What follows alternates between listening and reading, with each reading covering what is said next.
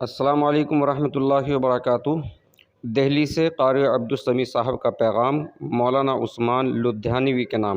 وہ لکھتے ہیں، مولانا معافی کے ساتھ میں مضمون نگار تو نہیں ہوں، لیکن جو دل میں ہے اس کو بول دیتا ہوں۔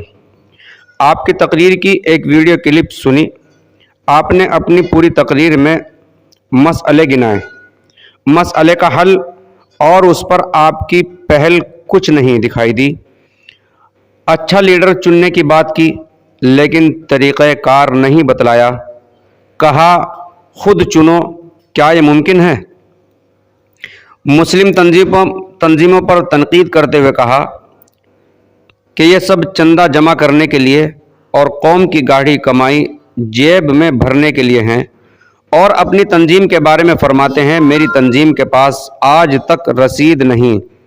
تو کیا یہ درست ہے کہ تنظیم ہو اور اس کا حساب کتاب نہ ہو؟ اور اچھا مان لیتے ہیں کہ آپ چندہ نہیں کرتے، تو بتائیں آپ کی تنظیم کے اخراجات کہاں سے پورے ہوتے ہیں؟ آپ نے فرمایا کہ ہر ایک کام کرنے والے کا دائرہ کار ہوتا ہے۔ مولانا کا دائرہ کار کیا ہے؟ یعنی مجلس احرار کا، وہ نہیں بتلایا آپ نے۔ ایک اچھی بات آپ نے کہی، عدالت میں انصاف ملا کرتا ہے، لیکن قانون پارلیمنٹ میں بنایا جاتا ہے، اس لیے تنظیموں کو الیکشن لڑنا چاہیے۔ تو مولانا بتائیں، آپ خود ایک تنظیم کے سربراہ ہیں، آپ نے کتنی بار الیکشن لڑنے کی زحمت گوارا فرمائی؟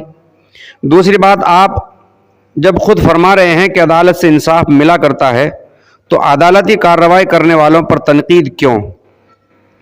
آپ نے ابھی تک پورے ملک میں کتنے بے قصوروں کی مدد کے لیے قانونی لڑائی لڑی ہے اور عدالتوں کے دروازے کھٹکھٹائے ہیں؟ آپ نے درس حدیث اور درس قرآن دینے والوں پر جس انداز کا تبصرہ کیا، کیا اس طرح کا تبصرہ از روئے شریعت جائز ہے؟